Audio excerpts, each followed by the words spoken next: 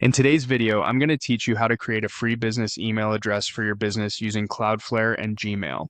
By the end, you'll have a professional address like hello at your domain that delivers into your existing Gmail inbox, all powered by Cloudflare's free email routing. This is great for small teams, side projects, or anyone who wants a branded email without paying for a mailbox. Start by signing into your Cloudflare dashboard. From the home screen, head to the domains area so you can work with the domain you want to use. Pick the domain you've already added to Cloudflare. If your domain isn't managed in Cloudflare yet, make sure it's set up and active before continuing, since routing relies on Cloudflare being your DNS. Inside the domain, go to the email section. This is where Cloudflare manages email-related features for your domain. Choose email routing. If you see a prompt to enable routing or apply necessary DNS records, follow the on-screen instructions. Cloudflare typically handles the technical pieces for you. Next, open routing rules. This is where you'll define the addresses you want to create and what should happen to messages sent to them. Select Create Address to add your first business email.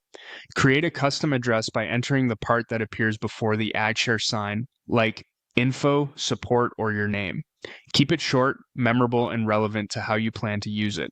Now choose the action for that address. The most common option is send to an email, which forwards mail to an existing inbox.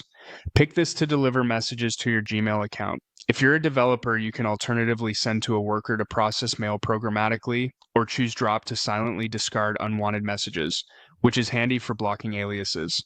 After choosing the action, select the destination. For forwarding, enter the Gmail address where you want to receive messages.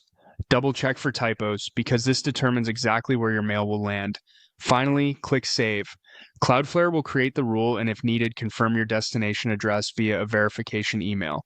Once verified, your new business address is active. At this point, test everything by sending a message to the new address from another account.